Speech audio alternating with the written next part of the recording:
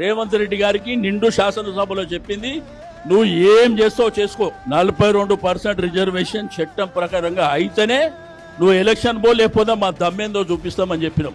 నేను ఈ రోజు కూడా చెప్తున్నా, మనం నికాసుగా నిలబడి కొట్లాడదామంటే చెప్పండి, తెలంగాణ రాష్ట్రంలో అగ్గి పుట్టేసేస్తాం.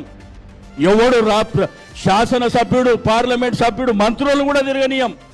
అంత సమాజం ఉన్నటువంటి కులాలకు సంబంధించిన వాళ్ళం కాబట్టి మనం కొట్లాడేది జాగ్రత్తగా కొట్లాడతాం.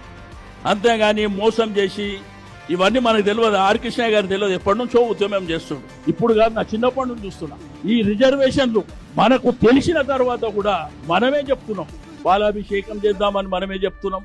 ఏదో ముఖ్యమంత్రి గారు ఛాంపియన్ అయినని చెప్పి మనమే చెప్తున్నాం. క్యాబినెట్ ఖాళీ ఉన్నది కదా, క్యాబినెట్ ఇంకా ముగ్గురు తీసుకోవచ్చు కదా, ఏమని చెప్పండి.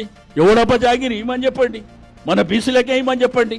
కాబట్టి ఎవడో ఇచ్చేదేంది, ఎవరిని అడిగేదేంది, అడుక్కునేదేంది. తప్పకుండా సమాజాన్ని లేపుదాం, కొట్లాడదాం. ఈ 9th షెడ్యూల్ 10th షెడ్యూల్ తెలంగాణలో భూకంపం సృష్టిస్తే తప్ప ఎవడు దిగి రాడు. ఆ భూకంపం సృష్టించాలంటే తెలంగాణ లాంటి ఉద్యమం రాబోతుంది, అది గుర్తుంచుకోండి.